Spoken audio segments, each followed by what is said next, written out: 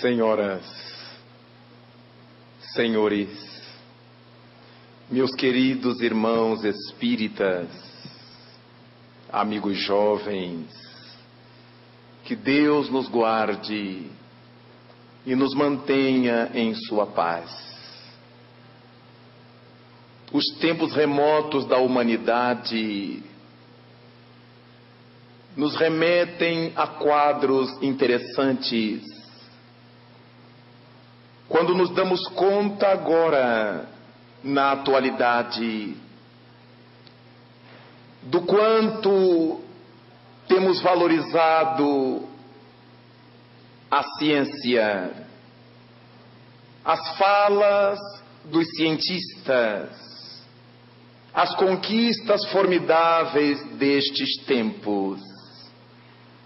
Mas naturalmente que todo esse caminho percorrido teve começo em horas bastante pobres,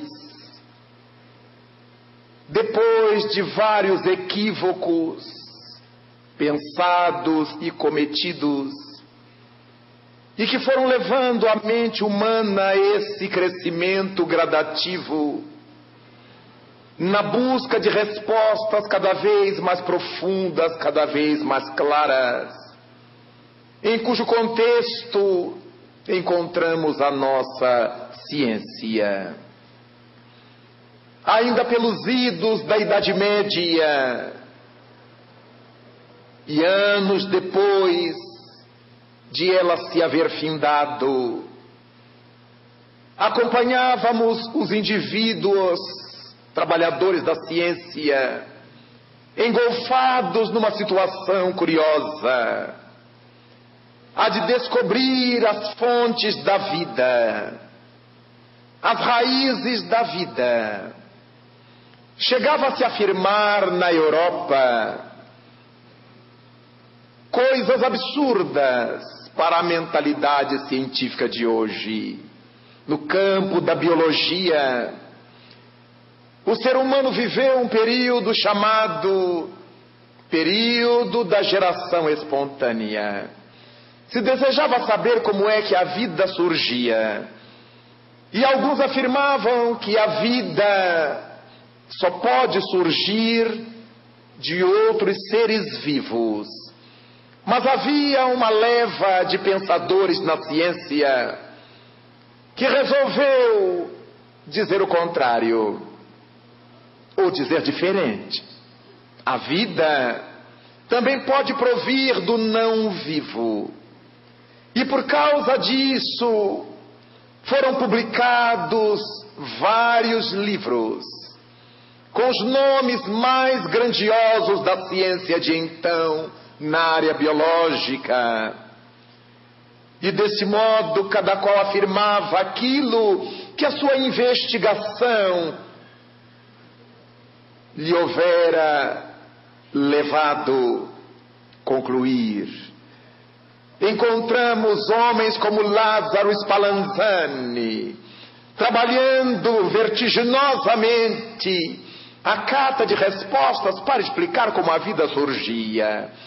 Mas afinal de contas, pensava-se, era tão fácil saber como a vida surgia. A vida surgia do não vivo, porque chegou-se a afirmar que se nós juntássemos 6 grãos de trigo e os envolvêssemos numa camisa de homem suada, tinha que ser suada, não se sabe por quê. Dali a alguns dias que eles faziam questão de definir quantos, veríamos sem dificuldades que aqueles grãos de trigo se haviam convertido em ratos. Os grãos de trigo se tornaram ratos. E naturalmente aquilo foi publicado assim. Essa fala era da ciência, da biologia, porque para aqueles homens de então, que apoiavam essa tese desse jeito, ao abrir-se a camisa suada onde estavam os grãos de trigo, Constatava-se que os grãos haviam desaparecido e no lugar deles estavam ratos. Logo, os grãos se converteram em ratos. Bem se vê que era ainda uma percepção acanhada, era um erro de observação, porque se dizia que muitas flores davam origem a bodes, a caprinos. Por quê? Porque havia árvores frondosas e de galhos caídos sobre o solo, apinhadas de flores na estação primaveril. E alguns investigadores se deram conta de que as flores desapareciam sempre que aparecia um caprino. Eles não se davam conta de que o animal vinha comer as flores. Mas como as flores haviam sumido e no lugar estava um caprino, a flor tinha virado caprino. Dizendo isso hoje parece uma aberração, mas estamos falando de ciência da Idade Média, do século XVI, do século XVII, do século XVIII. Essa história só foi modificar-se no século XIX. Mas ao lado disto, as criaturas viam um pedaço de carne putrificar-se, larvas e larvas que se desenvolviam naquela massa mal cuidada, mal cheirosa, que era o pedaço de carne. Era fácil admitir que a carne se convertia em larvas, porque as pessoas não tinham noção do mundo infinitamente pequeno, do mundo microscópico, e dessa forma era mais fácil admitir, ou era lógico admitir, todas essas coisas. Em 1849, já no século XIX, quando uma empresa francesa que lidava com o bicho da seda e outros animais para a produção industrial estava numa situação calamitosa, desejando descobrir por que é que determinados dos seus produtos apodreciam de uma hora para outra, ou dentro de poucos dias, sem que houvesse qualquer explicação para isto. E foram chamar um notável homem de ciência. Era um homem da bioquímica que se chamava Louis Pasteur. E Louis Pasteur, diante de todas as queixas que os empresários lhe fizeram, com a sua sabedoria, com a sua lucidez, foi observando os passos que levavam àquele processo de degeneração das coisas. Mandou preparar alguns tubos de ensaio, alguns vasos que tinham formas de retortas com pescoço de ganso ou de cisne, como dizem alguns. Colocava substâncias nutrientes no fundo desse recipiente. E percebia que as moscas tentavam penetrar aquele ambiente. Onde elas penetravam, dali a pouco tempo, os caldos orgânicos, caldos de carne, estavam putrefeitos. Mas em outros tubos, com o mesmo produto, ele colocava uma tela na abertura do pescoço de cisne. Quando as moscas chegavam ali, não podiam adentrar, logo não podiam depositar seus ovos, e aquele conteúdo continuava inerte. E deste modo, ao longo de incontável número de experiências, Louis Pasteur demonstrou àqueles homens que não era a carne que virava larvas. Demonstrou aos outros pensadores da biologia que não eram os grãos de trigo que se tornavam ratos, nem as flores caprinos. A putrefação dos materiais se devia ao fato de que um ser vivo havia depositado sobre eles os seus ovos, que ninguém conseguia ver, eram invisíveis. E deste modo, por não conseguirem ver, atribuíam o fenômeno àquilo que era visível. Louis Pasteur demonstrou aos empresários como poderiam fazer para evitar que os seus produtos se putrefizessem. E dessa maneira surgiu uma técnica industrial baseada no aquecimento dos produtos até uma dada temperatura e o seu esfriamento imediato para matar todo e qualquer tipo de bactéria.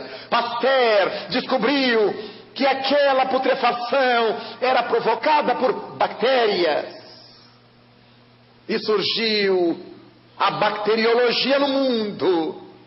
A ciência queria estudar as bactérias e o processo industrial de destruí-las, que era a pasteurização. Do nome Pasteur nasceu a pasteurização.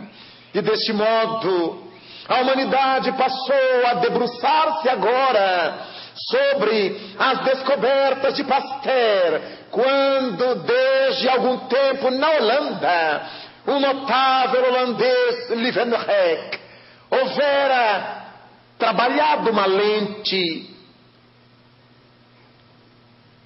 pouco a pouco e a houvera transformado num microscópio. Uma lente que, acoplada a outra lente, podia permitir-lhe ver animais, seres vivos, que não podiam ser vistos a olho nu. Um conjunto de lentes devidamente ajustadas fazia com que ele pudesse visualizar corpos ainda menores.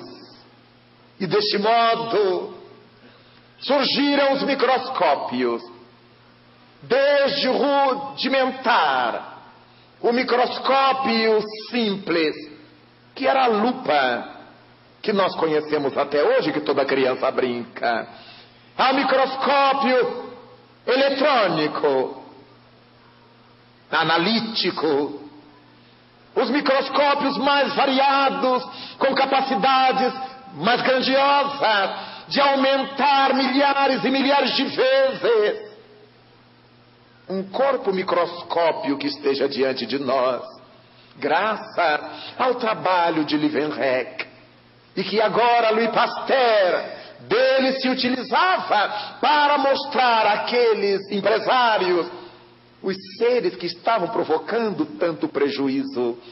Eram animálculos, eram seres invisíveis aos olhos comuns das criaturas. A partir daí, o mundo cresceu, passando a enxergar os organismos microscópicos. Passamos a classificá-los de corpos microscópicos, organismos microscópicos ou micro-organismos, porque eram medidos em micra, unidade de medida muitíssimo pequenas. E o mundo devassa o mundo microscópico, e agora são poucos os bacilos, as bactérias desconhecidas do homem, desconhecidas da ciência.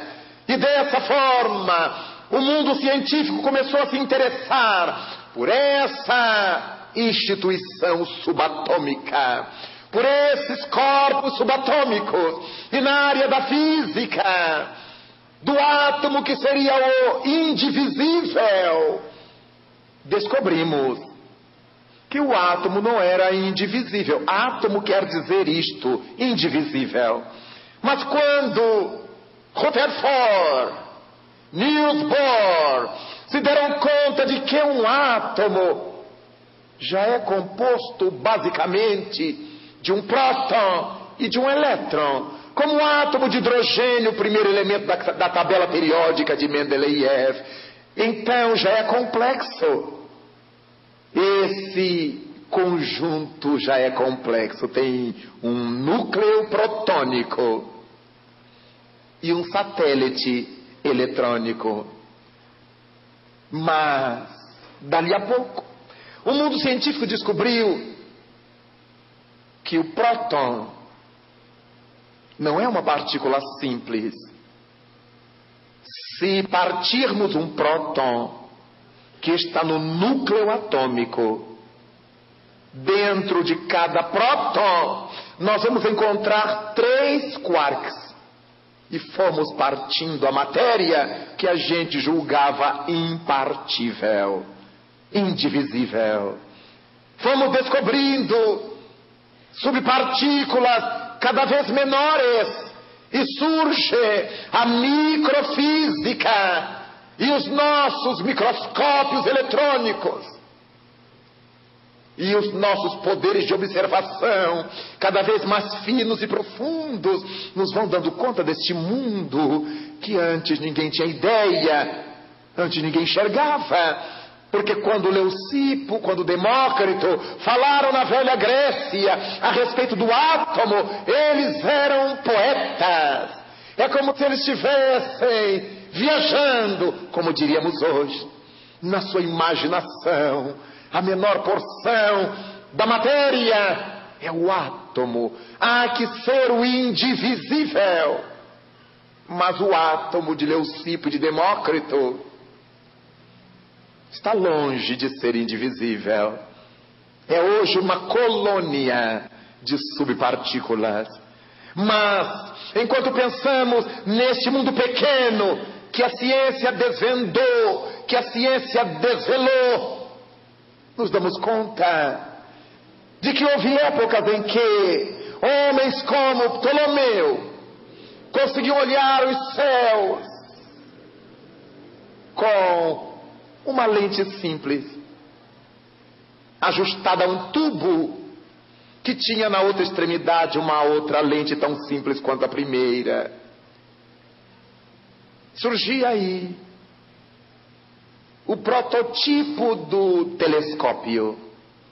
Olhava e viam as crateras lunares, que até hoje muita gente imagina que seja São Jorge, com cavalo e tudo, na Lua. As crateras lunares. Mas, dali a pouco, o aperfeiçoamento dos telescópios nos deram telescópios nucleares, telescópios dialíticos, analíticos, os telescópios mais poderosos de que se tem notícia hoje no mundo, que nos permitirão ver não somente as crateras do nosso satélite natural, mas as nébulas, as nebulosas que se espalham pelo cosmos, a milhões de anos-luz da Terra, nebulosas tais, cuja luz leva milhões de anos para passar por nós na Terra. Graças a isso, então, podemos acompanhar o mundo conhecendo o infinitamente pequeno e o infinitamente grande. Aquilo que não podíamos ver com os olhos comuns, porque era pequeno demais. Aquilo que não se podia ver com os olhos comuns, porque estava distante demais. Agora, as criaturas humanas podiam ver. E quando falamos hoje em Monte Palomar, ninguém estranha. Quando falamos hoje em Hubble, ninguém estranha. Mas o cientista Hubble, cujo nome foi dado em sua homenagem a um desses satélites telescópios, investigou enquanto estava vivo, enquanto estava encarnado no mundo, essas questões todas do cosmos. E o mundo agora pode ver o infinitamente pequeno, o infinitamente grande e distante. Telescópio, porque está longe, Como televisão, é uma visão de algo que está longe. Como telefone, é a audição de algo que está longe. Daí então, começamos a entender melhor a vida e podemos nos nortear melhor com a televisão, com o telefone, com o telescópio, com o microscópio, porque sabemos como é que tudo isso funciona, como é que essas coisas agem, e é graças a esse raciocínio que podemos pensar que um dia a humanidade viveu em termos espirituais horas dantescas, porque aconteciam as coisas nas vidas humanas e os seres humanos atribuíam, como aqueles da geração espontânea, ao demônio. Era Satanás que provocava distúrbio nas vidas das pessoas. Até hoje muita gente acha que o Satanás é o Todo-Poderoso. Deus pode muito pouco, mas Satanás pode tantas coisas, porque tudo que a gente não sabe explicar, nós dizemos é arte do demônio. Então acaba que o demônio, na visão de muitos, sabe mais e melhor do que o próprio Criador do universo, o que não deixa de ser uma aberração. Mas houve época em que essa aberração existia em graus grandiosos. Por quê? Porque as pessoas enfermavam de uma forma grotesca, tinham surtos, enlouqueciam, e dali a pouco estavam ótimas, estavam bem, conversando normalmente, para logo mais terem outro surto. E ninguém sabia de que se tratava, era obra do demônio. E muitas vezes, na tentativa de se expulsar o demônio, matava-se as pessoas, porque afinal de contas se dizia que o demônio entrava nelas. Então, quando elas estavam surtadas, no ímpeto de matar quem lhe havia penetrado, matava-se a pessoa, porque se imaginava esse superpoder de Satanás sobre a criatura humana, como se Deus não existisse. Até que começamos a perceber que essas criaturas que sofriam esses surtos, elas tinham peculiaridades curiosíssimas. Elas viam seres que o comum dos mortais não viam. Elas ouviam seres, vozes, que o comum dos mortais não logravam escutar. Elas tinham sensações que eram inexpressivas para muitos que nunca as haviam tido. E esses indivíduos eram chamados de bruxos, de magos, de feiticeiros, e eram apenas médiuns. A mediunidade não era um fenômeno que começava a alcançar a criatura humana na Idade Média. Não era um fenômeno que envolvia a humanidade apenas porque alguém estava olhando. Não. A mediunidade era uma peculiaridade da criatura humana. Toda e qualquer criatura humana é passível dessa faculdade, ainda que não saiba, ainda que não creia. Todas as criaturas humanas são dotadas dessa percepção, que muita gente se apavora só em imaginar. Aquela sensação que se tem em dados momentos de que tem alguém ao nosso lado, mas a gente está sozinho em casa. E aí junta-se a percepção com o medo. Um lado nosso apenas se arrepia, o alto da cabeça se arrepia, uma parte do corpo, sentimos calafrios, ouvimos vozes dentro da cabeça, lateja-nos a audição, o ouvido espoca, como se estivéssemos descendo ou subindo uma serra, e as pessoas se apavoram, e quase sempre procurarão as autoridades médicas. Você ouve vozes, você vê gente que já morreu, gente que não existe, então você é esquizofrênico. E aí começam as tarjas pretas a funcionar. Mas em verdade, o que Deus fez com a sua criatura humana foi dar-lhe microscópios psíquicos para que nós pudéssemos enxergar o infinitamente invisível correspondendo ao infinitamente pequeno, a este mundo invisível que a grande massa das pessoas não enxerga, mas há alguns que enxergam. São essas pessoas cujos microscópios não são apenas as lentes, não são apenas aquelas lentes pobres do microscópio simples que nós chamamos lupa. Há pessoas que têm apenas lupa. Eu vi um vulto. Eu senti alguém perto de mim. Mas há outras que têm microscópios eletrônicos. Eu vi chegar um rapaz de calça bombacha, de bota, de cabelo louro e falou-me. O microscópio é mais aperfeiçoado nesse indivíduo do que naquele que viu apenas o vulto ou sentiu apenas algo próximo de si. Nós todos carregamos esses microscópios. Alguns apenas uma lupa, outros uma lupa pequena de pouca capacidade, mas há aqueles que tenham microscópios eletrônicos, analíticos, de alto poder de resolução. São os médiuns.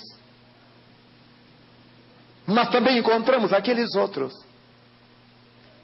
que, além de enxergar o mundo espiritual comum, inferior, as almas apequenadas pelo seu estado evolutivo, conseguem enxergar as entidades luminosas, os grandes guias, os grandes benfeitores, aqueles para os quais a nossa frequência vibratória não tem alcance. Há indivíduos que têm.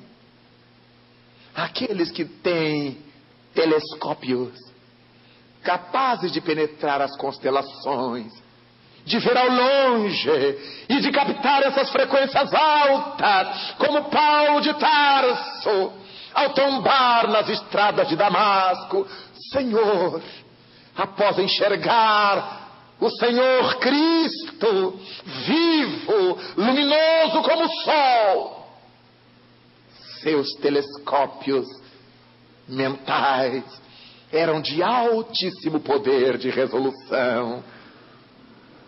Desse modo, os médiuns funcionam diante do mundo espiritual, como funcionam para o mundo orgânico, para o mundo físico, os microscópios e os telescópios. E não é por outra razão que as entidades devotadas ao erro, ao mal, ao trágico, à infelicidade, odeiam os médiuns. Porque são os médiuns que os descobrem. São os microscópios do mundo invisível.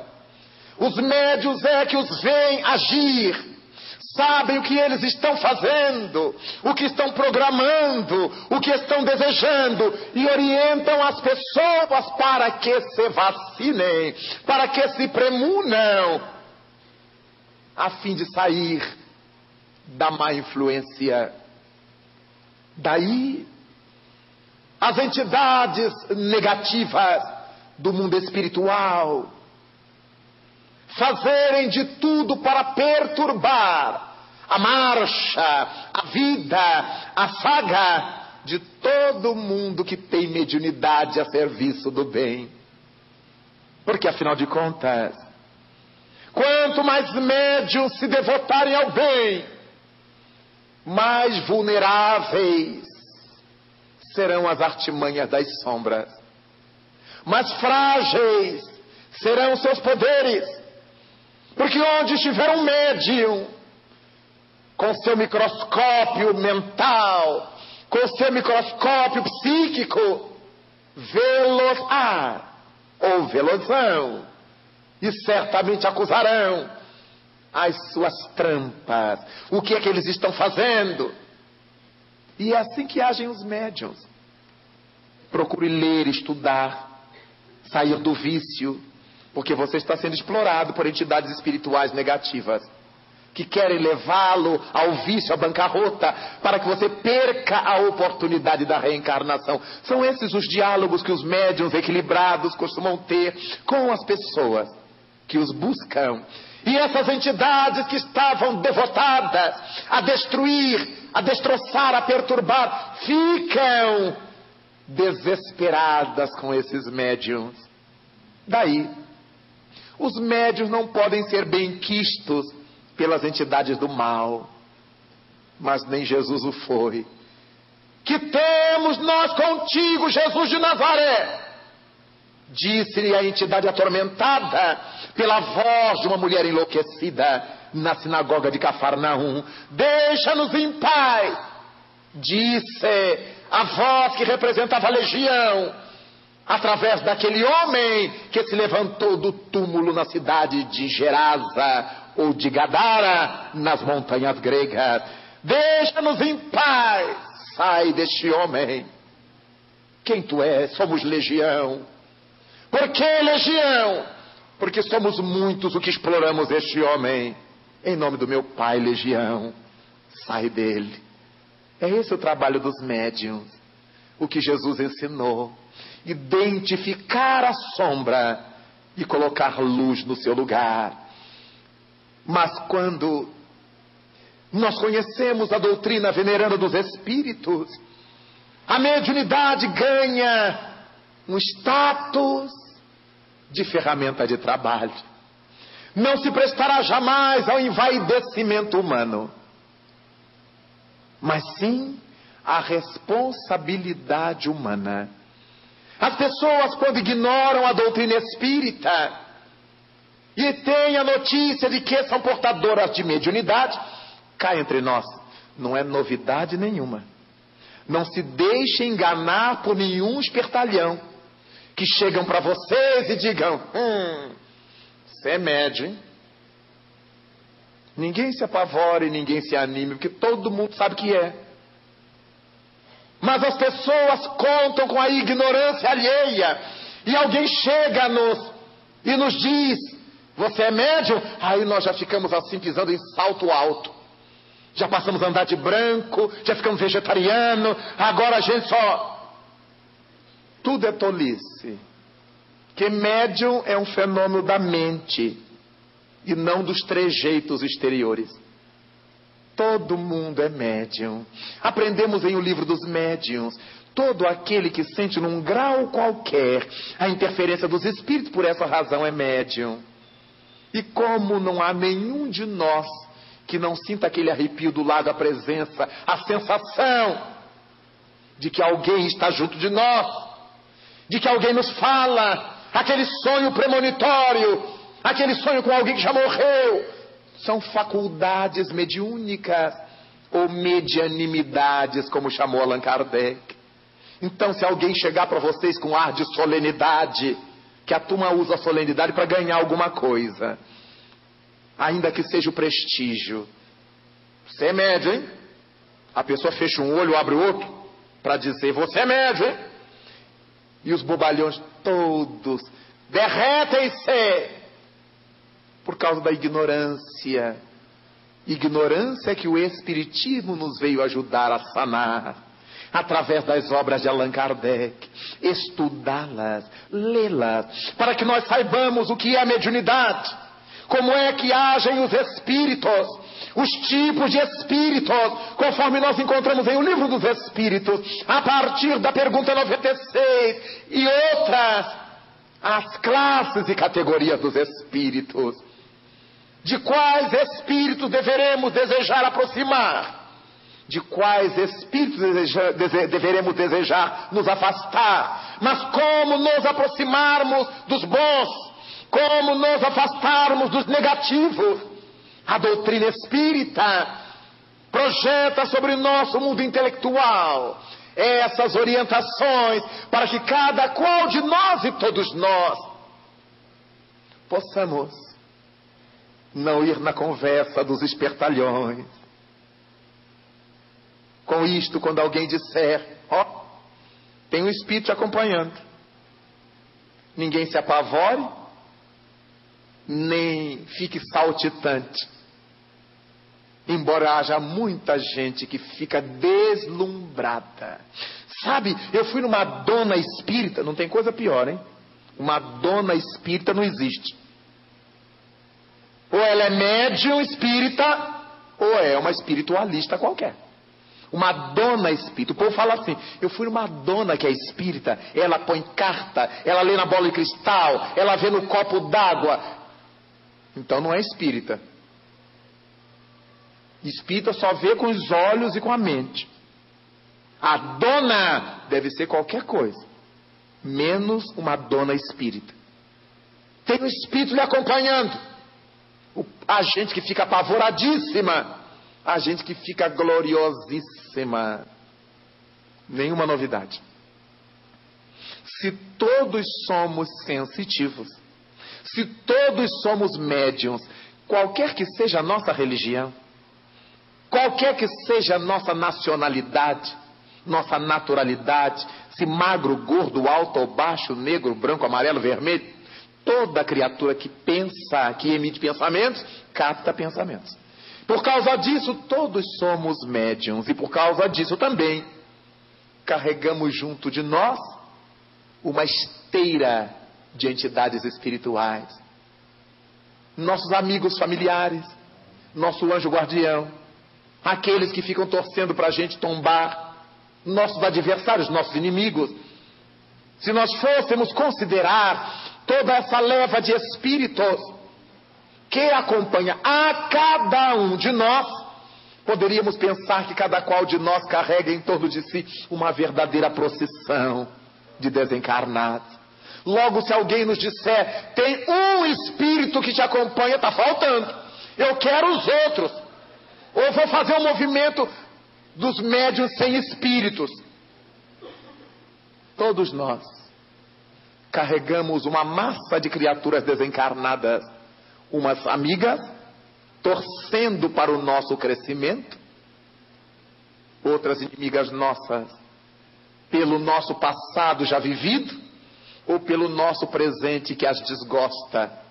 Todas as vezes que estejamos fazendo coisas boas, os inimigos do bem detestam-nos e fazem de tudo para nos perturbar. Mas não é com eles que deveremos fechar circuito mental, como está em moda hoje. As pessoas morrem de medo do demônio, mas não têm nenhum amor por Jesus Cristo. Morrem de medo de Satanás, vivem buscando recursos para se defender de Satanás, mas nenhum recurso para se aproximar de Jesus, porque não faz o bem, porque não se aprimora, porque não quer crescer. Então a doutrina espírita nos chama para fazer valer o nosso conhecimento. Lembremos-nos de Paulo de Tarso ao dizer que estamos cercados por uma nuvem de testemunhas. Não é coisa nova. Paulo já detectava isto. E todos nós, espiritistas ou não, quer acreditemos nisso ou não, estamos cercados por nuvens de testemunhas, que testemunham nossas coisas boas, que testemunham nossas coisas negativas. Testemunhas que querem nos impulsionar para cima, testemunhas que querem nos empurrar para baixo. É por isso que há dia em que nós estamos assim, esperançosos, cheios de ânimo, nós vamos vencer o mundo. E há dias em que parece que carregamos o mundo às costas. Não tem mais jeito. Não tem mais jeito, é tudo ruim mesmo. Ó, para mim acabou. A garotada, para mim já deu. Tolice. Agora é que tudo começa, quando nós vamos tendo conhecimento das coisas, quando vamos entendendo as coisas, o nosso campo de luta se amplia, mas as nossas possibilidades de vitória também se ampliam, e graças a isto, nós somos médiuns. Nunca esqueçamos de que, seja qual for o nível de nosso apercebimento, seja qual for a nossa lente microscópica ou telescópica, o nosso dever será trabalhar para o bem, trazer Jesus Cristo para o nosso convívio, e só conseguimos fazê-lo trabalhando no bem. Se é para estudar, vamos estudar. Não vamos brincar de estudar, porque é o tempo que estaremos jogando fora. É o livro que poderia estar servindo a outra pessoa. É o professor que, ganhando pouco como ganha, poderia estar servindo a outros interessados. Estão se dedicando a nós. Aproveitemos, exploremos no bom sentido o que ele tem de melhor. Por quê? Porque como médiuns, nós somos pontes. Médium, segundo Allan Kardec, quer dizer quem está no meio entre a realidade dos desencarnados e a irrealidade dos encarnados. Sim, a irrealidade dos encarnados. Porque o mundo verdadeiro é esse mundo que a gente não vê. É esse mundo das energias. Embora nós falemos o tempo todo em energia atômica, energia nuclear, nós nunca vimos esse tipo de energia. Registramos seus efeitos. Por mais que estejamos eletrodependentes, ninguém vive hoje sem a eletricidade, no mundo moderno, no mundo contemporâneo. Nenhum de nós jamais viu a energia elétrica. A gente sente seus efeitos. Por mais que nós caminhemos presos à Terra e saibamos que o nosso planeta está preso ao Sol, e por sua vez carrega presa em torno de si o satélite lunar, por causa da força da gravidade, nunca vimos a força da gravidade. Tudo que é essencial à vida, nunca vimos, só sentimos. O que levou Saint-Exupéry colocar na voz do seu personagem, o Pequeno Príncipe, que o essencial é invisível aos olhos, na mediunidade também. Então o mundo verídico, o mundo real, é o mundo que nós não vemos. Porque esse mundo que a gente vê, tudo isso vai passar. O corpo físico que a gente tem, que toca, que altera, que põe piercing, faz tatuagem, daqui a pouco ele vai ser pasto das minhocas, ou vai ressecar nas gavetas, ou vai virar pó nas instituições que os queimam. O que vai sobrar é o invisível, é o ser espiritual. A nossa casa, por melhor que seja, o tempo irá derrubando as paredes, fragilizando os alicerces. Por mais que ela seja tombada pelo patrimônio, chega um dia que ela tomba mesmo, de verdade. Tudo que é material se desfaz com o tempo. A água converte o minério mais rijo em pó, em ferrugem, em oxidação. Nada resiste à ação do tempo, só o invisível, só o Espírito. Por isso Jesus Cristo nos propôs buscar as riquezas que o ladrão não rouba, que a ferrugem não corrói, nem a traça destrói. Porque o ladrão, a traça, a ferrugem dão conta das coisas materiais. E Cristo propõe-nos buscar a riqueza nossa, já que nós não somos o corpo. Não adianta eu me pendurar de pedras preciosas e só serve o pescoço do corpo. Dali a pouco nem o pescoço do cadáver vai servir, porque os ossos se partem e a gente perde o colar de diamantes, de ouro. Os brincos só vão servir enquanto eu estou encarnado, porque defunto, dali a pouco não tem orelha, porque logo ela se dissolve, é cartilagem e gordura. Tudo que a gente usa aqui, que é uma maravilha, aproveite usar enquanto tem corpo físico, porque isso não é verdadeiro. E se não é verdadeiro, por que a gente se mata tanto para conseguir? É sinal que estamos deixando de lado as coisas verdadeiras. Nós poderíamos buscar as coisas verdadeiras, as coisas para a alma, e utilizarmos as coisas que não são verdadeiras, sabendo que elas vão passar. Então hoje eu estou com uma roupa azul, amanhã eu estou com uma roupa amarela, depois com uma roupa vermelha. Eu posso trocar de roupas, mas eu continuarei a ser eu mesmo. É isto que a mediunidade nos ensina, que não adianta nos apegarmos a nada. Vamos utilizar as coisas enquanto elas estão em nosso caminho. Daqui a pouco elas desaparecerão do nosso caminho, ou nós do caminho delas. Nada do que os nossos sentidos registram é verdade. Tudo isso é verdade relativa. Se nós tocamos esse móvel, essa tribuna, e sentimos como ela é rija, como é dura, é uma ilusão do nosso tato. Isso aqui é uma fumaça de átomos, de elétrons, que pela sua excitação dão-nos a sensação de uma coisa dura.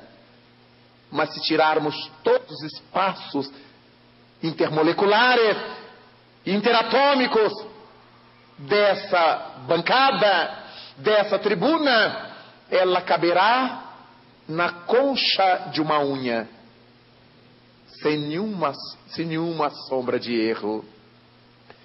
Se nós pudéssemos retirar do morro Pão de Açúcar no Rio de Janeiro todos os espaços interatômicos, intermoleculares, todo aquele morro cara de cão caberia numa caixa de fósforos pequena. Logo, tudo que a gente vê parece, mas não é de fato. Todos nós já sentimos quando nos cai um cisco no olho. Nós temos a sensação de que é um camaleão que está no olho. Quando a gente tira, é uma coisinha de nada. O olho nos dá uma sensação de crescimento das coisas que nele nos caem, até que a lágrima retira, ou nós retiramos. Quando temos uma coisinha na língua e sentimos na ponta da língua, parece que é uma coisa imensa. Aí tiramos na ponta do dedo e vemos que é uma coisica de nada, diante da sensação de grandeza que aquela peça estava nos dando aos nervos da língua. Quando sentimos um inseto que caminha sobre nossa pele, está escuro ou não estamos vendo, imaginamos deve ser um rinoceronte. Aí acendemos a luz, é uma pulga ou é um pernilongo. Mas a sensação tátil aumenta.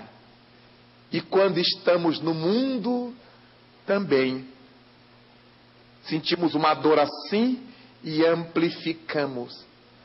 A minha dor é a pior do mundo. Olha, eu quase morri. Aí a gente pergunta, o que tive? O que você teve? Uma cólica intestinal. Quase morri. Então nós estamos morrendo com muita facilidade, porque nós agigantamos. Alguém teve uma cólica intestinal, e se nessa hora visitasse um hospital de câncer, veria que a sua cólica intestinal é um mosquito andando sobre sua pele. Ah, mas eu tenho uma dor de cabeça que não passa. É a pior coisa do mundo.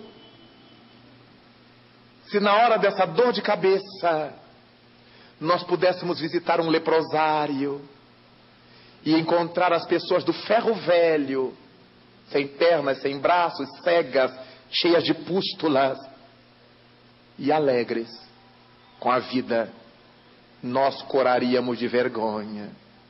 Porque nós aumentamos tudo, para cima ou para baixo.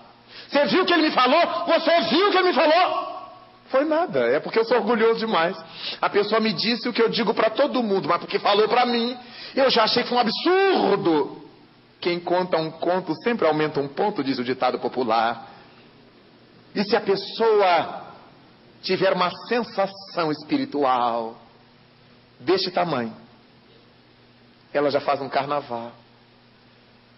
O espírito está passando lá na autoestrada. Aí o sensitivo aqui já está puxando todo o ar do mundo. E a gente, vai entrar uma falange aí, porque o jeito que ele faz, tudo isso é parte nossa. Sempre que os médiuns não tiverem a educação dos seus microscópios, eles jurarão estar vendo constelações, quando eles estão vendo apenas uma bactéria. Porque nós somos assim. Por isso o Espiritismo nos traz para esse equilíbrio, para que sejamos cada vez mais próximos da verdade, que a gente ignora completamente o que seja de fato, mas que estamos sentindo o cheiro dela, na medida em que as coisas boas que fazemos nos dão felicidade. Um dia eu perguntei ao Espírito Camilo, nosso benfeitor espiritual, como é que eu poderia saber as atitudes minhas, equivocadas, erradas, capazes de promover mal para alguém? E ele me respondeu com tranquilidade, com sobriedade: meu filho, todas as atitudes suas que lhe derem remorso, que não o deixarem dormir em paz, que lhe impuserem conflitos interiores, complexos de culpa, tenha certeza de que foi uma atitude equivocada. Verifique contra quem você a tomou e corra para pedir desculpa. E corra para refazer o bem. Você saberá, mesmo que ninguém lhe diga, que agiu mal. Mas quando você fizer qualquer coisa, e que mesmo que ninguém saiba, ninguém lhe aplauda, ninguém o parabenize, você sentir uma felicidade íntima sem tamanho, uma vontade de correr pelos prados, de rir sozinho, tenha certeza de que você agiu no bem, porque a felicidade da boa atitude sempre nos dá essa sensação de euforia, de paz, de alegria, que ninguém consegue entender. Não sei por que você está rindo tanto. Eu não sei por que você está tão feliz. Ninguém consegue entender, porque nós somos indivíduos. Ninguém consegue sentir nada igual ao outro. Nem para cima, nem para baixo. Por isto, a mediunidade nos convida a um trabalho de educação, de disciplina, para que nos aproximemos sempre das estrelas, que as possamos captar com nossos telescópios psíquicos e nos afastemos sempre cada vez mais do erro, do mal, do equívoco, aprimorando nossa captação com os microscópios psíquicos que carregamos em nós. A doutrina espírita nos chama hoje, ao verificar o quanto as criaturas estão relaxando a sua mediunidade, sem coragem de se aprimorar.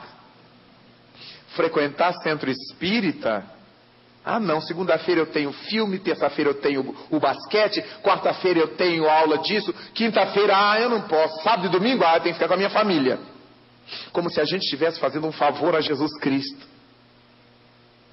A mediunidade não é um peso para nós, é a janela que se abre e nos mostra a realidade de onde viemos e para onde nós iremos. Encontramos as pessoas que preferem o remédio tarja preta ao trabalho do bem.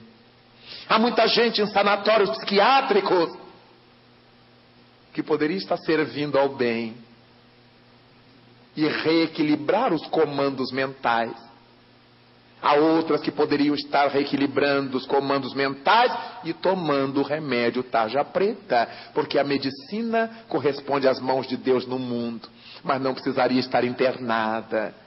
Há tantas coisas que a gente ignora, há tantas coisas que a gente não sabe, e que a proposta espírita vem nos sacudir. Olhemos para a nossa vida e pensemos: se eu tivesse que voltar para o invisível hoje, o que eu teria para dizer a Cristo o que fiz na terra? A nossa bagagem espiritual está levando o quê? Será que o que nós estamos fazendo não é apenas para lucrar aqui, na terra? Para eu ganhar bem aqui? Para eu ter um bom salário aqui? Para eu ser admirado aqui? Para eu receber prêmios aqui? Mas e dentro de mim? Será que isso que me deu prêmio aqui tem reciprocidade dentro de mim? Será? Perguntemo-nos. O que é que eu estou fazendo da minha vida? Hoje eu posso ter 18 anos, 19 anos, mas o tempo passa tão rapidamente que daqui a pouco eu terei 38, 48, 58. Mas há muitos jovens que já não chegam lá, porque eles estão correndo muito nas estradas, porque eles estão bebendo muito nos bares e pegando o volante depois, porque eles estão se contaminando com a AIDS, com HIV. Não se pode garantir se eles vão chegar. Tudo isto porque não ativaram seus microscópios para saber que são seus inimigos invisíveis, torcendo por sua rebeldia. Quanto mais rebelde seja o jovem, o maduro, o velho, mais fácil para as falanges das trevas. Não preciso empurrar, é só chamar: venha, venha. E o indivíduo enlouquecido acompanha esse chamamento com facilidade, porque quando nós somos chamados pelas constelações, fazemos ouvidos de mercador. A gente não ouve bem. Eu sou muito novo, quero gozar primeiro a vida. Não, agora eu tenho filho para criar, marido para cuidar, mulher para cuidar. Nós estamos sempre dando uma desculpa para Jesus, para não fazer. Lembremos-nos da parábola dos 2 filhos. O Senhor, que tinha 2 filhos, dirigiu-se a um deles e lhe propôs: filho, vai trabalhar na minha vinha, enquanto é hoje. Eu irei, meu pai. E não foi. E ao segundo filho o pai chamou: filho, vem trabalhar na minha vinha. Pai, não vou não, eu não quero. Mas depois pensou, meditou e foi. E Jesus Cristo pergunta: qual foi o filho dentre os 2 que atendeu à vontade do Pai Celeste? Claro, aquele que a princípio se rebelou, mas caiu a ficha. Ele se deu conta de que estava perdendo, deixando de lado o convite do Pai. E foi. Mas muitos de nós chegamos à terra, vindos do mundo espiritual, como aquele filho que disse: eu vou, se o Senhor deixar eu ir para a terra, eu vou resolver os meus problemas com aquele homem, com aquela mulher, que serão meu pai, minha mãe, com aqueles indivíduos que serão meus irmãos. Eu vou procurar a paz com eles, eu vou respeitá-los, eu vou amá-los, eu vou ajudá-los. Mas quando a gente chega aqui, é um tal de lazer para lá, é um tal de prazer para cá, que nós esquecemos que não estamos na terra numa estação de esquis. Não estamos na terra para piqueniques. A terra ainda é um mundo de provações e de expiações. Não podemos esquecer que todos nós, se trabalharmos no bem, já estaremos submetidos às provas e expiações do mundo. Imaginemos se nos devotarmos ao mundanismo ou ao mal. É óbvio que vamos retardar o processo de nossa evolução. Vamos retardar o tempo de sofrimento no mundo. Se este mundo não está agradável para nós, eu só tenho uma saída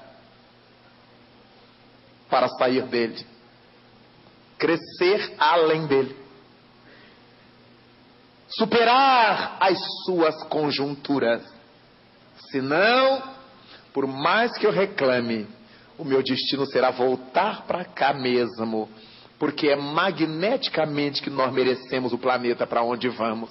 Se o nosso magnetismo não é de alto nível, nós não conseguimos prender-nos nos planetas estelares, nos planetas celestes, nos mundos divinos. Temos que ir mesmo para os mundos de regeneração, para os mundos pobres, correspondendo ao primitivismo das nossas ações. Quando fizermos o bem, meus irmãos, pensemos que não estamos fazendo bem a fulano ou a Beltrano. Fulano e Beltrano não precisam de nós, porque eles são filhos de Deus. Se a gente não os servir, outros filhos de Deus virão servi-los. Nós é que teremos perdido a oportunidade. Quando estivermos fazendo bem, pensemos em nós. É depósito que estamos fazendo na nossa conta espiritual. Estamos fazendo um investimento, um empreendimento, amor em nosso próprio benefício. E por causa dessa concepção que a doutrina espírita nos dá, é que Jesus Cristo antes nos houvera dito para que a mão esquerda não soubesse o que faz a direita. Não era para esconder o bem, é para não nos exibir com o bem. Viu? Está comendo hoje, agradeça a mim. Viu? Se está vestido hoje, sou eu que dou. Isso é mostrar a esta o que essa faz. Mas concitar aos outros: vamos fazer o bem, vamos dar comida a quem tem fome, vamos dar roupa a quem está nu, vamos dar instrução ao analfabeto, que é a melhor glória que a gente pode dar a alguém, retirá-la desse poço da ignorância, dessas trevas do não saber, ampliando-lhe as capacidades das lentes do seu microscópio psíquico. Na medida em que vamos crescendo, vamos amadurecendo, nossos registros psíquicos se tornam melhores, se tornam maiores, e nós vamos nos emancipando. Quanto mais rudimentares comungamos com as falanges rudimentares do mundo espiritual. Quando nós acompanhamos a criminalidade do mundo, não nos damos conta de que eles estão recebendo apoio dessas falanges subalternas da moralidade. Quando vemos nos noticiários o pai que estuprou a filha pequena, os pais que conviviam maritalmente com as filhas dentro de casa, explorando sua sexualidade, como os bichos. Não pode ser uma pessoa comungando com as estrelas, mas sim com o pântano. E qualquer um de nós, se perdermos o contato com as estrelas, não teremos outro destino. Quem não olha para o céu, olha para o charco. Daí, lembrarmos-nos de que ao tempo de Louis Pasteur, as criaturas acreditavam que tudo acontecia espontaneamente. Mas hoje constatamos que é verdade. A ciência constata que os fenômenos da vida são espontâneos. Mas havia uma grande diferença. Eles acreditavam que havia uma geração espontânea e instantânea no mesmo tempo. E a ciência hoje demonstra, opostamente ao seu passado, que tudo ocorre espontaneamente, mas ao longo dos milênios. Nada de instantaneidade. Não é esse abrir e piscar de olhos. O carbono no subsolo se converte em grafite. Sim, grafite que a gente escreve. E se converte em diamante. Sim, de onde sai o brilhante? Vejamos, era o carbono comum que a gente respira no ar. Num momento, ao longo dos milênios, ele se converteu numa substância que nos permite escrever, tirar tinta, e dali mais outros milhares de anos, ele se converte numa joia de raríssimo valor. Espontaneamente, mas não instantaneamente. Ao longo dos milênios, o chumbo se converte em ouro. Ao longo dos milênios, espontaneamente, mas não instantaneamente. Não é de uma hora para outra. Todos os corpos orgânicos, animais e vegetais, sob a pressão do subsolo, ao longo dos milênios, nos dão petróleo. Espontaneamente isso vai acontecendo, mas não instantaneamente. Daí então, tudo no universo é espontâneo, porque as primeiras sementes de tudo repousam em Deus. E é por isso que Deus nos dá tempo de ir entendendo, de ir aprendendo, para que saibamos administrar. Se as coisas ocorressem magicamente, a gente não sabe como é que isso aconteceu, a gente não sabe administrar. Hoje, quando as ciências se debruçam sobre o código genético do ser humano, dos vegetais, dos irracionais, e descobre como é que houve essa evolução, é porque essa evolução foi espontânea, mas demorada, deixando as marcas dos seus movimentos, para que quem viesse depois pudesse captar as marcas desse progresso. Cada qual de nós nasceu do amor de Deus, num tempo atemporal, num momento não do relógio, em que o Criador deve ter dito: fiat anima, faça-se a alma, e a alma se fez. E ao longo dos milhares de milênios, nós saímos dos contatos iniciais com o átomo primitivo da matéria cósmica primitiva, até chegarmos aqui, a estrutura humana, dominando os reinos anteriores ao nosso, ao longo dos milênios, tudo espontaneamente, mas nada instantaneamente. Eis o grande problema daqueles que defendiam a geração espontânea.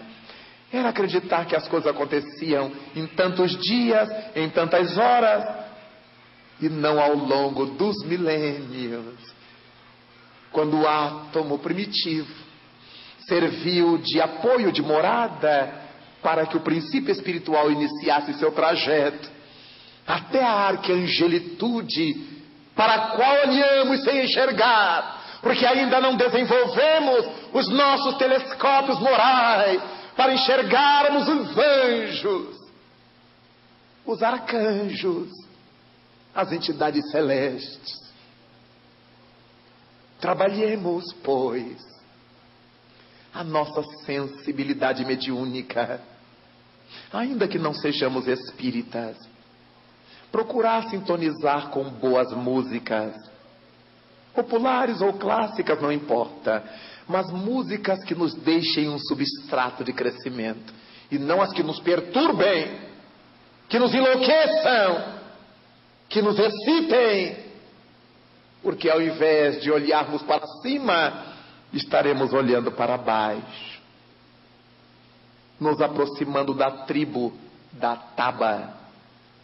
Se nós tivermos que comer, procuremos as coisas que sejam úteis para o nosso organismo, que nos deem saúde. Nós podemos comer de tudo, mas não devemos comer de tudo, para cuidar do corpo, que é o veículo de evolução da alma na Terra. Estamos crescendo, estaremos evoluindo. Quando nós tivermos que falar, propôs-nos o apóstolo Paulo: fala o que convém à sã doutrina. Falar as coisas que sejam úteis, mesmo que a gente esteja brincando, mas que a gente brinque de uma forma que o outro se sinta feliz com a nossa brincadeira. Nunca essa brincadeira que lesa o outro, que perturba o outro, que inferniza o outro, que humilha o outro para a gente brincar com o defeito dele, com a deficiência dele, com o tormento dele ou dela. Nós podemos falar para construir. É claro que tudo isso dá trabalho. Nós nos viciamos. Nossos amigos gostam da gente assim, bem moleques, bem do mundo, bem banais, bem vazios. Mas nós não temos que prestar satisfação aos nossos colegas. Nosso mestre é Jesus, modelo e guia, e o nosso Pai é Deus. A eles é que devemos obrigação, satisfação, depois de nós. Daí, tudo que ocorre conosco no capítulo da evolução é espontaneamente construído por nós, pouco a pouco, por isso não pode ser instantâneo.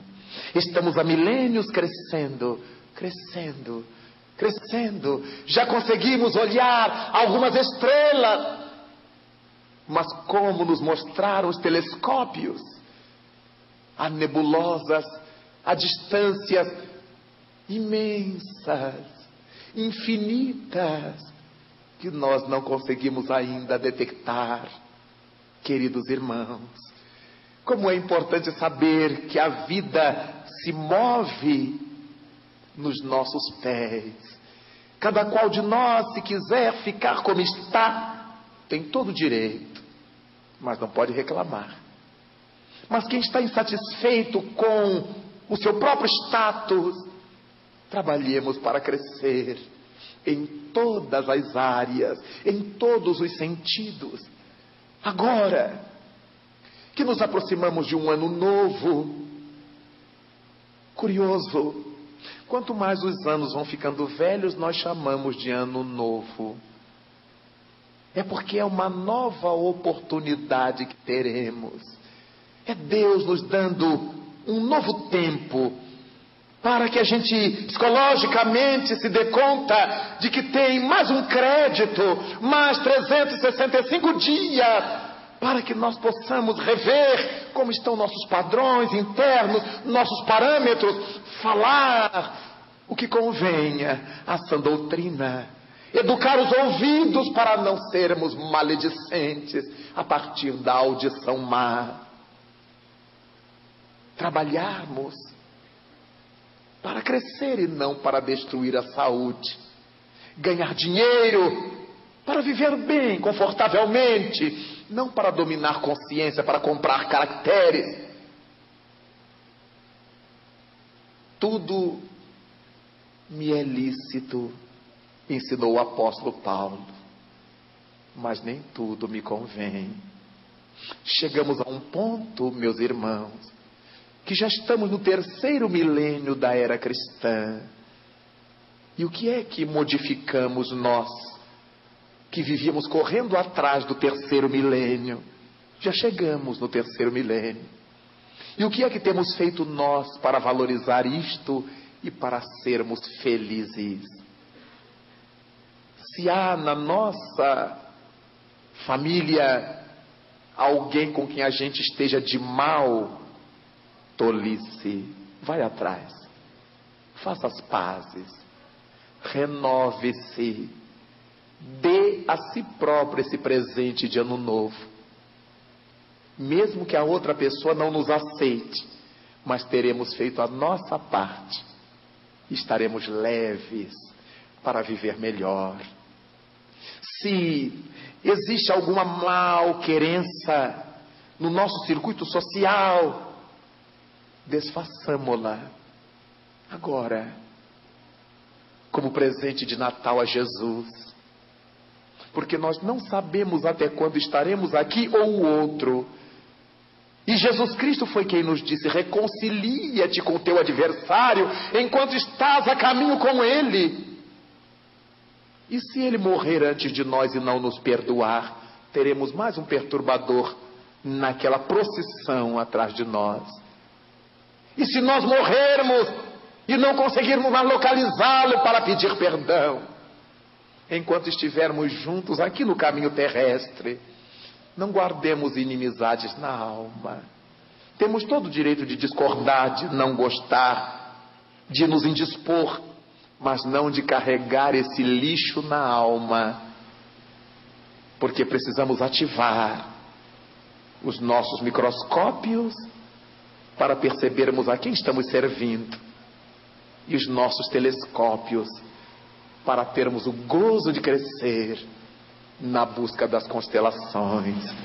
Cada qual de nós tem os seus, microscópio e telescópio. Resta desenvolver, polir as lentes, calibrar as lentes, para que elas nos mostrem o que todos nós temos capacidade de saber e de ver. Agradecemos a Deus, então, por nos haver aberto os olhos e ter nos dito que todos somos médiuns.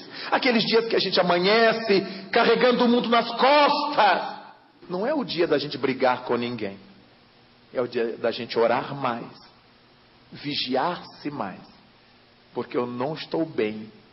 Com que indivíduos espirituais eu me relacionei durante meu sono? Que eu trouxe isso do sono. Eu trouxe isso dessa vivência desprendido do corpo. Se eu amanheci ruim, eu não tive um bom relacionamento no desdobramento, no meu sono, no meu sonho. Mas há dias em que a gente amanhece adivinhando o periquito verde, nós estamos contentes, felizes, e desculpamos tudo, desculpamos todos, tomamos café amargo e achamos uma maravilha. É claro que tivemos bons contatos durante o sono. Almas queridas nos felicitaram durante o desprendimento. Mas quem é que define isto? Se eu vou encontrar com os bons ou com os maus? Cada um de nós. Não nos atiremos ao leito para dormir sem antes dirigir o pensamento às alturas, agradecendo a Deus pelo dia vivido e pedindo-lhe bênçãos para a noite que vamos viver fora do corpo.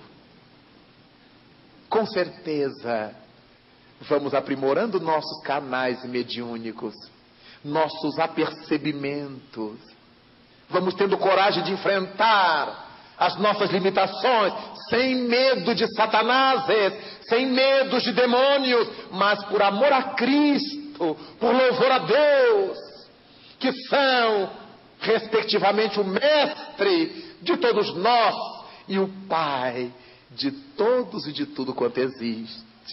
Daí, meus queridos irmãos, elevemos os nossos corações, os que são jovens, na certeza de que são jovens no corpo físico, mas são espíritos velhos, milenários, nessa estrada de evolução interminável. Aqueles que estão hoje na madureza dos anos, criando filhos, educando família, comece a se olhar. O que é que eu produzi a mais? Será que eu fui servo infiel, como diz o evangelista Lucas, por ter cumprido apenas o meu dever, sem ter feito nada além? Perguntemo-nos. Aqueles que são idosos, que já estão na última fase do corpo físico, no dealbar de tempos novos no além. Avaliem-se. O que é que eu deixei semeado na terra? O que é que me aguarda? O que é que eu vou colher nesta estrada em que todos nós estamos? Vale a pena cada qual fazer seu exame de consciência, aproveitando para dar balanço num ano que se finda, em outro que vai começar. Tudo isto para darmos um presente a Cristo na noite de Natal. E quando abrirmos a alma para essas luzes, para essas bênçãos, quando acionarmos nossos telescópios para enxergar a estrela de Belém, que deverá espocar em nossa intimidade, reluzir em nosso íntimo, agradeceremos pela vida na terra, por tudo quanto estamos aprendendo, pelas nossas lutas, pelas nossas dificuldades, mas procuraremos Jesus, seja na igreja, no centro espírita, no terreiro, na sinagoga, na mesquita, seja onde for, mas eu procurarei a Jesus, esse sol de primeira grandeza, para agradecer-lhe por todas as bênçãos de nossas vidas. Com o meu microscópio devidamente ajustado, com o meu telescópio devidamente arrumado, eu poderei sentir a fragrância de Jesus dentro de mim. E apaixonado por este mestre amado, nós todos nos daremos as mãos e lhe diremos: louvado seja Senhor, na glória do lar celeste, pelos bens que nos trouxeste no evangelho da nossa redenção, na tarefa renovada que o teu olhar nos consente. Hoje, de espíritos reverentes, nós rogamos pelo teu amor. Pobres cegos, que há milênios estamos fugindo à luz a qual nos elevas, hoje, porém, a nossa oração rompe as trevas. Escuta-nos, Senhor, e se possível vem retificar o nosso passo, a fim de que trilhemos a estrada corrigida, vem sustentar nossa lida, nossa vida, na fonte inesgotável do eterno bem. Dá-nos, Jesus, tua bênção, bênção que nos conforta, bênção que nos levanta, para que a tua doutrina santa, esse imbatível consolador, vibre pura, viva dentro de nós. Faze, Senhor, com que nós todos nessa caminhada incessante, a cada dia, em todo instante, possamos ouvir tua voz. Ampara a nossa esperança, socorre a nossa pobreza e liberta a nossa alma ainda presa de tanto erro nessa multissecular imperfeição. Mestre excelente de toda a verdade, hoje, amanhã e sempre, em toda parte, ensina-nos a guardar-te com unção, a louvar-te com devoção, na intimidade singela, mas em verdade sincera, do nosso próprio coração. Muito obrigado, Senhor, Senhor de nossas vidas. Muito obrigado, Pai amado. Muito obrigado, meus irmãos.